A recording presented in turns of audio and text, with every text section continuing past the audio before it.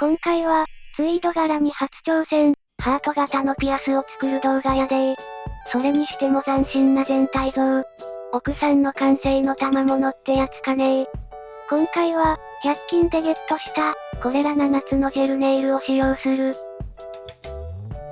では製作スタート。パジコさんの、ハート型のモールドを使うで。型が、小さめなこともあり、レジン液は一気に満タンまで注ぐ。気泡は、爪楊枝で取り除いてるでー。今回、エンボスヒーターは使ってない。珍しい。さて、土台に固定して作業を進めるために、便利アイテムを使う。このテープは、100均のダイソーの、工具売り場に売ってたらしい。土台に変えるグリップ、そして、ハートと、透明感目白押しなので、ここからは見づらいので、図も表示。まずは C 管を閉じるところやね。次に、ハートのこの部分あたりに、レジン液を塗る。そして先ほど閉じた、C 管を、UV ペンライトで仮接着。もちろん、もう一つのハートも、同じように作業を行う。UV ハンディライトで、しっかり硬化した後は、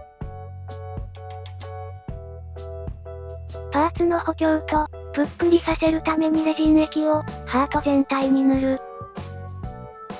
そして、爪楊枝でツンツンして、気泡除去とぷっくり感を整える。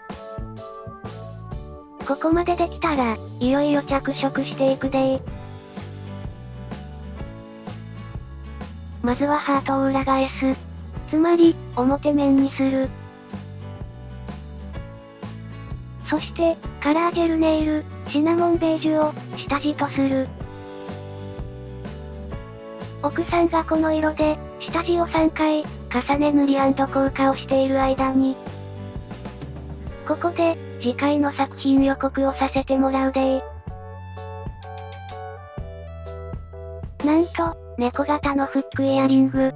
ボールで遊んでいるところかな。たまにはこういう作品も、いいと思います。チャンネル登録して、動画投稿されるのを、待っててくれると嬉しい。高評価やコメントも、励みになりますのでよろしくお願いします。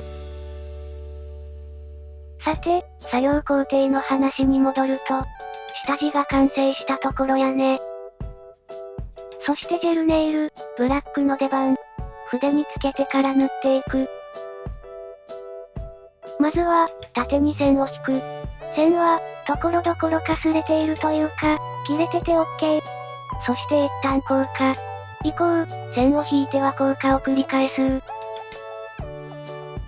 このまま色を変えずに、今度は横に線を引いていく。ちなみに、すべての色で縦と横、両方に線を引くわけではないで。色と線、奥さんなりの感性で引いていくから、終始していこう。次に、ジェルネイル、ホワイトを塗っていく。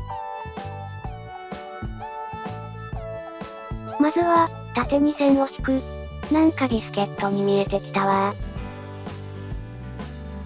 とても美味しそうに仕上がってきてます。ではなくて、このように、ブラックとホワイトは、格子状に色付けしておく。ちなみに、この後に使う色は、縦か横、どちらかだけの線引きとなるで。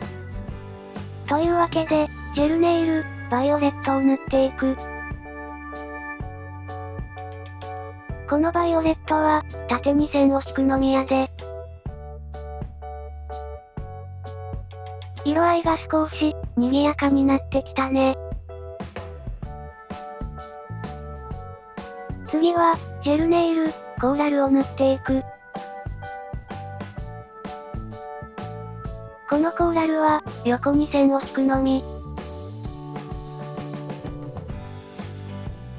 可愛い色合いになってきたね。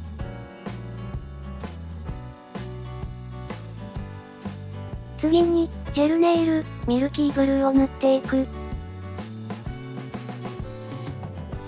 こちらは縦線のみ、じゃなくて横線を引くのみでした。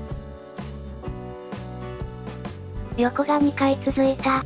まさかミスってるんじゃ。いやなんでもないです。次に、ジェルネイル、ゴールドを塗っていく。このゴールドは、縦線のみ引いていく。これで、ツイード柄の完成やね。最後にこの、ベース&トップコートを塗りする。これでコーティングも完了。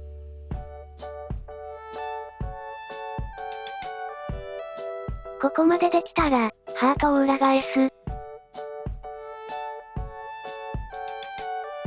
そしてレジン液を塗って、ピアススタッドを接着するで。そういえば前回の、標本、再編集動画に字幕をつけてみたんやけど、効果があるのかないのかよくわからなくて、継続するか悩んでる。試験的に、スペイン語、中国語、韓国語の字幕選択が可能。もともと日本語と、英語は字幕をつけて動画を作ってるし、5つの言語をカバー。ある意味語学の勉強に使える、稀有な動画、と言えなくもないかも。まあ、ご主人の翻訳が、うまくできてればの前提の話やけどね。とりあえずもうちょっと継続して、様子を見ようかな。この動画も、投稿した後で字幕をつけておくよ。ここからは、簡易図を見ながら、作業を見守ってあげてね。多分、これで何をしているかは伝わると思うんだ。どうしても、真上からのカメラでは、見づらくなるからね。幸い、簡易図があるとわかりやすい、的なお声もいただいたし。今後もところどころ、こういう簡易図を差し込んでいくで。あとはパーツを組み合わせて完成。というわけで今回は、ジェルネイルをたくさん使用した、ツイード柄のハート型ピアスでした。次回の、猫型フックイヤリングも、お楽しみに。それでは今回も、可愛いエンディングまで、最後の最後まで見ていってね。それじゃまた、次の作品で会いましょう。